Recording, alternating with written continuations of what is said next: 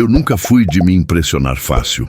Depois de anos trabalhando como auxiliar técnico no Instituto Médico Legal, a gente se acostuma com o que a maioria das pessoas evita até pensar: corpos, odores, silêncio denso e a sensação incômoda de que algo sempre fica ali, pairando no ar, mesmo depois da última maca ter sido empurrada de volta para a câmara frigorífica.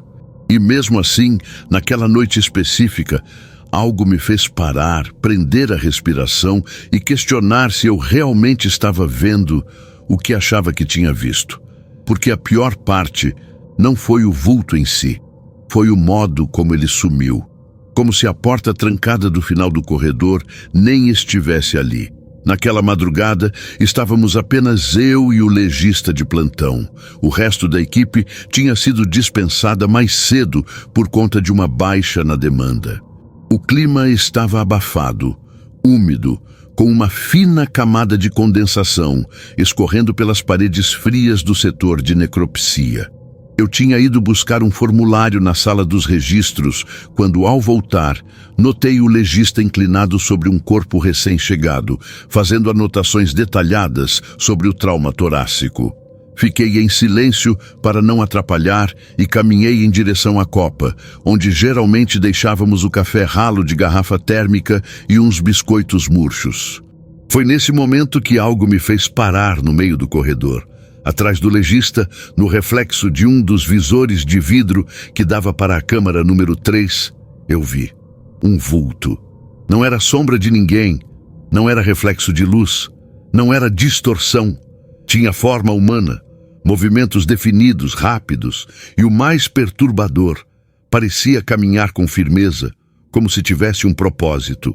Só que quando chegou perto da porta trancada ao fim do corredor, uma daquelas portas com tranca digital que só abre com cartão de acesso, o vulto simplesmente desapareceu.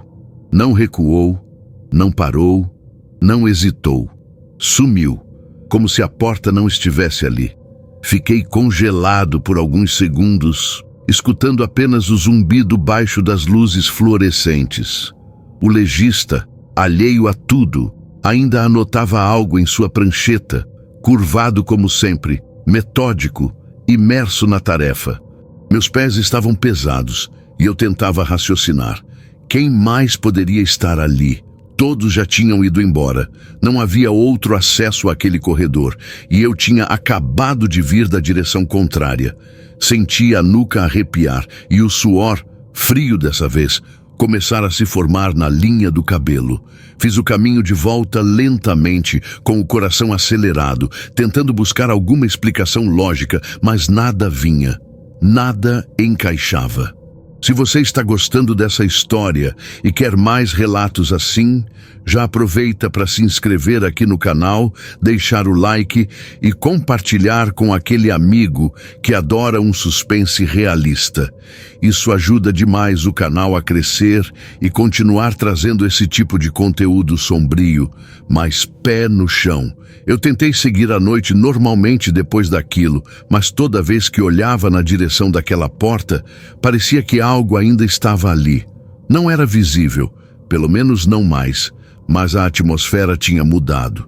O ar estava mais denso, quase parado, como quando a gente entra num cômodo onde há muito não entra ninguém. O legista finalmente terminou o exame, olhou para mim e disse com a voz baixa: "Você viu alguma coisa estranha por aqui?" Aquela pergunta me pegou de surpresa. Não era comum ele falar isso. Sempre foi cético, direto, seco. Respondi com uma pergunta: por quê? Ele hesitou, ajeitou os óculos e disse que no momento em que estava anotando as lesões, teve a nítida impressão de que alguém tinha passado por trás dele. Disse que ouviu passos, leves, mas reais. Quando ele falou sobre os passos, senti o estômago afundar, porque eu também tinha ouvido, mas naquele instante achei que fosse coisa da minha cabeça. O tipo de ruído que a gente associa a um equipamento ligando ou ao estalar da refrigeração nos tubos acima das câmaras. Mas se ele também percebeu, então não era só imaginação. Trocamos um olhar rápido, daqueles em que nenhuma palavra é dita. Mas ambos entendem que algo fora do normal aconteceu. Eu hesitei em contar o que vi. Não queria parecer impressionável, ainda mais para ele, que sempre manteve uma postura extremamente racional. Mas aquela porta trancada estava na minha cabeça feito uma batida insistente. Fui até ela, sozinho. Eu precisava, de algum jeito, eliminar a possibilidade de que alguém realmente estivesse circulando por ali. Tentei abrir. Obviamente a tranca digital não cedeu. Apenas apitou com o sinal de acesso negado. Me abaixei para ver se havia qualquer fresta, algum sinal de passagem forçada. Nada. O chão encerado refletia minha própria hesitação. Me levantei, respirei fundo e fui até a sala de monitoramento que ficava ao lado da copa para verificar as câmeras daquele corredor. O sistema não era dos melhores, mas cobria todos os principais pontos de entrada e os setores de movimentação dos corpos. Quando voltei com as gravações dos últimos minutos, chamei o legista para ver comigo. Ele não disse nada, apenas colocou as luvas sujas sobre a bancada de inox e se aproximou. Dei play. Nós dois assistimos à imagem em preto e branco do corredor, exatamente no horário em que tudo aconteceu. E foi aí que veio a parte mais desconcertante de toda a noite. Eu apareço passando, o legista curvado, trabalhando. Mas o vulto não aparece, em momento algum. Pausamos, voltamos, adiantamos. Nada, nenhum sinal daquilo que vi com os próprios olhos. E mais estranho ainda, não havia qualquer registro sonoro de passos. Os microfones de ambiente, que costumam captar até o som dos trilhos da maca, não registraram nada além de um silêncio contínuo, quase abafado demais, como se parte do áudio tivesse sido apagada ou nunca existido. Olhei para o legista. Ele parecia mais irritado do que assustado. Fez um gesto com a mão, como quem diz, deixa pra lá, e voltou ao que estava fazendo. Mas eu não consegui. Voltei ao corredor e fiquei alguns minutos ali, parado, sem celular, sem distração, só ouvindo. O IML durante a madrugada é um dos lugares mais silenciosos que já estive. Mesmo assim, juro que ouvi uma respiração baixa, lenta, como se alguém estivesse próximo. Virei de supetão. Nada. Fui até as câmaras, verifiquei uma por uma. Todas fechadas, todas com seus lacres intactos. Mas a sensação de que havia mais alguém ali não me deixava. Fiquei ali por mais tempo do que deveria. Parado no meio daquele corredor comprido, com os olhos fixos na porta que, momentos antes, tinha sido o ponto final do vulto que desapareceu. Não havia sentido em tentar encontrar lógica em algo que não deixou rastro. Eu sabia disso, mas ao mesmo tempo havia uma inquietação absurda dentro de mim, como se eu estivesse tentando montar um quebra-cabeça com peças de outro jogo. Ainda assim, respirei fundo e voltei para a sala onde o legista já havia começado o segundo corpo da madrugada. O ambiente, sempre frio por conta da climatização, parecia ainda mais gélido. E não era só o ar, era o silêncio que parecia mais pesado, mais saturado. A cada novo procedimento, o barulho dos instrumentos metálicos sobre o inox parecia alto demais, invasivo, como se estivesse cortando o silêncio com lâminas invisíveis. E foi nessa atmosfera incômoda que percebi um detalhe que tinha passado batido. A luz, no fundo do corredor, a que ficava sobre a porta trancada, oscilava. Pisca, apaga, acende, como se estivesse com mau contato. Mas aquela lâmpada tinha sido trocada 2 dias antes e era nova. Caminhei até lá de novo sem avisar ninguém.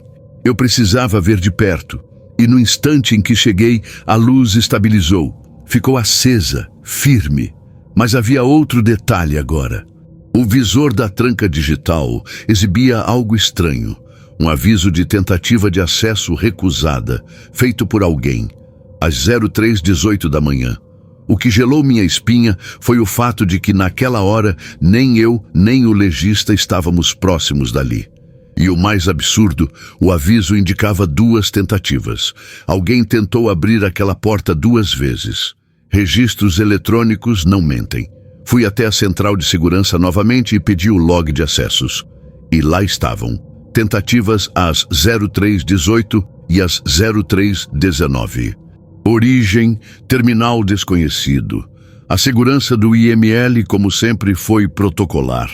Disseram que devia ser falha no sistema, poderia ser interferência, mas nenhum deles estava ali dentro naquele momento. Nenhum deles viu o vulto. Nenhum deles sentiu o que a gente sentiu. Voltei para terminar meu turno, mas o ambiente estava definitivamente diferente. Não era medo, era presença. A impressão de que estávamos sendo observados, testados, como se algo ou alguém estivesse vendo até onde iríamos com aquilo. O legista, mais calado do que o habitual, nem tocou mais no assunto. Mas percebi que, discretamente, ele também passou a evitar aquele corredor. Começou a usar outro acesso às câmaras, mesmo que fosse mais longo. Uma noite depois, ele pediu mudança de horário. Não voltou a trabalhar no turno da madrugada desde então. Depois daquela noite, tudo dentro do IML parecia funcionar como sempre, mas nada estava como antes. Eu continuei no turno da madrugada por mais algumas semanas, por insistência minha, tentando entender, tentando talvez vivenciar de novo o que vi, ou confirmar que tinha enlouquecido. Mas nunca mais aconteceu nada parecido. O corredor, a porta trancada, a luz, tudo voltou ao normal. Nenhum outro vulto, nenhuma tentativa estranha de acesso. Silêncio absoluto. Até que, numa dessas madrugadas comuns, fui encarregado de revisar arquivos antigos de entrada e saída de corpos, por conta de uma auditoria. Eram documentos armazenados digitalmente, com cruzamento de dados de horário, responsáveis técnicos, localização dos corpos e movimentação interna. Foi durante essa revisão que encontrei um registro que me fez parar. Era um caso de quase 2 anos atrás. Um homem, encontrado morto dentro do próprio carro, estacionado no subsolo de um edifício. O corpo foi trazido ao IML numa madrugada de plantão reduzido, muito parecida com a nossa. O detalhe? O corpo havia sido alocado na época justamente na Câmara 3, aquela que refletiu o vulto. O mais estranho foi o campo final do formulário. Solicitada remoção para a sala lacrada, acesso restrito ao setor técnico, porta digital trancada após encaminhamento. Era a mesma porta onde o vulto desapareceu. Não havia mais informações. Nenhuma explicação de por que o corpo foi realocado. Nenhuma assinatura no campo de autorização. Era como se por algum motivo aquele corpo nunca tivesse passado pelo exame completo. E naquele instante me dei conta de uma coisa que me deixou arrepiado dos pés à cabeça. Naquela madrugada em que vimos o vulto, o corpo da Câmara 3 não estava lá. Ele havia sido deslocado para outra unidade durante a tarde anterior. A Câmara estava vazia. Eu fechei o relatório e nunca mais voltei a trabalhar de madrugada.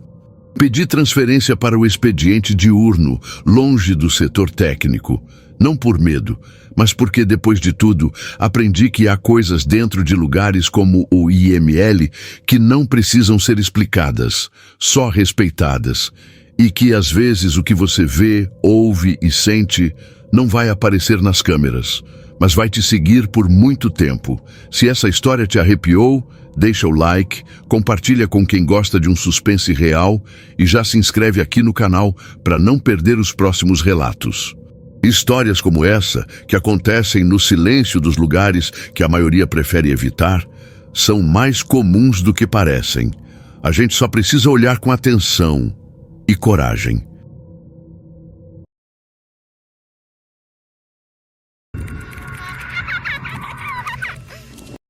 Eu já estava acostumado com a rotina pesada do IML.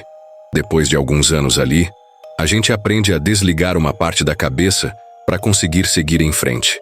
Não que o ambiente facilite. Cada corredor, cada maca coberta com um lençol branco, cada armário de aço da geladeira, tudo ali tem um peso silencioso. Mas o que mais pesa mesmo é o tempo. As horas parecem se arrastar, principalmente na madrugada, quando o prédio fica praticamente vazio. Só ficam os de plantão, e o barulho dos próprios passos vira companhia constante. Naquela noite, o plantão estava calmo demais. Nenhuma entrada nova desde o final da tarde. Meu colega da outra ala tinha saído para fumar lá fora, e eu aproveitei para revisar alguns documentos no sistema, sentado ali na sala de recepção da ala fria, perto do elevador de serviço. A luz do teto piscava de vez em quando. Nada fora do comum. O prédio é antigo e mal cuidado, mas às vezes esses detalhes somados viram um cenário mais denso do que a gente quer admitir. E foi quando ouvi o ding do elevador.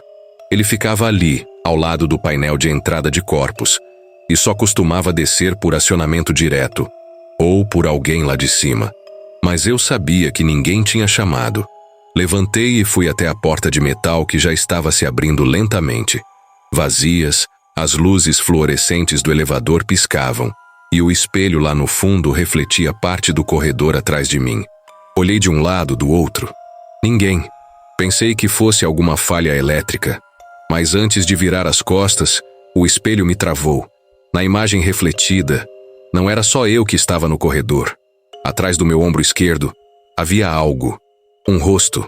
Se você gosta de histórias assim, com tensão de verdade, e baseadas em situações que poderiam muito bem acontecer com qualquer um, já se inscreve no canal, deixa o like e compartilha com quem gosta de um suspense pesado, mas realista.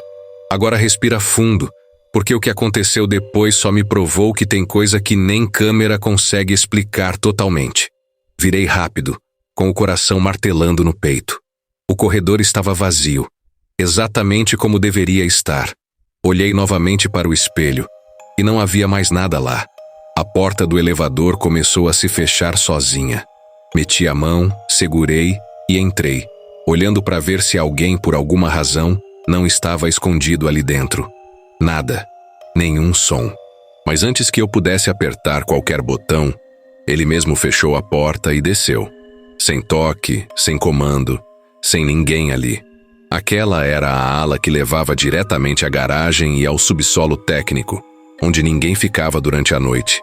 Peguei o crachá, saí correndo até a sala de segurança. Pedi acesso às câmeras e puxei a gravação da última meia hora do elevador. Eles relutaram, porque tem protocolo, mas viram meu estado e liberaram. E foi ali que eu vi. A filmagem mostrava tudo exatamente como eu lembrava. Eu sozinho, o corredor, o elevador abrindo. Mas teve um detalhe que travou o cara da segurança também. No exato momento em que olho para o espelho, a imagem da câmera registra um vulto no reflexo. E antes da porta se fechar, esse vulto, que parecia o rosto de uma mulher com cabelo molhado grudado na testa, some no reflexo, mas nunca apareceu no corredor de verdade. A gravação tinha poucos segundos, mas foram o suficiente para acender um sinal de alerta dentro de mim. E não foi só pela imagem. O mais estranho foi a reação do cara da segurança. Ele olhou o vídeo umas 3 vezes, em silêncio, depois me encarou e disse, sem muita convicção, que devia ser reflexo de alguma coisa. Mas eu vi a pele dele empalidecer. Ele também percebeu que tinha algo ali que não fazia sentido.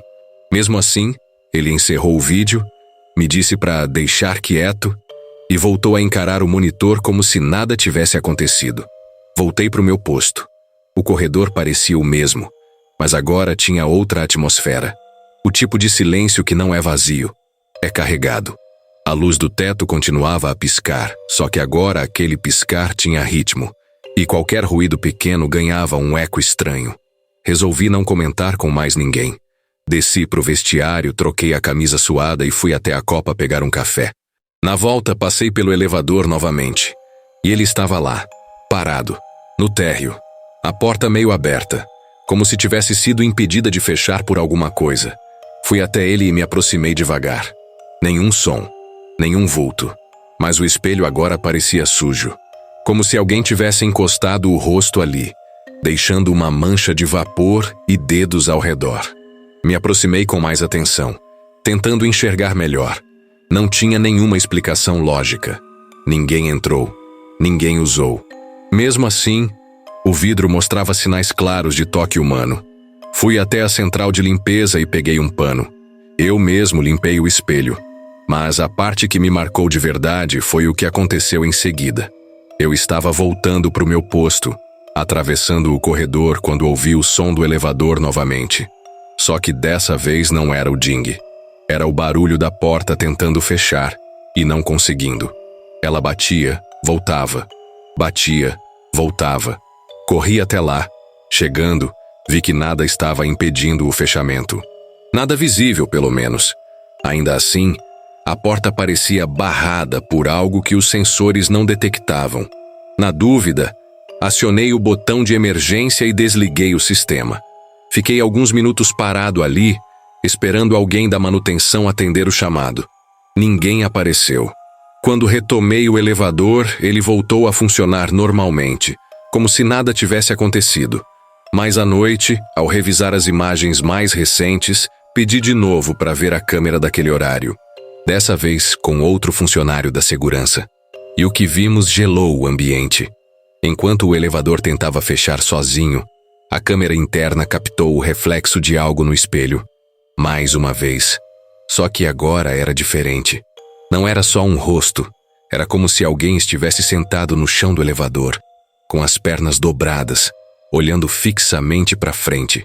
E essa figura, por alguma razão, não era captada pela câmera externa no corredor.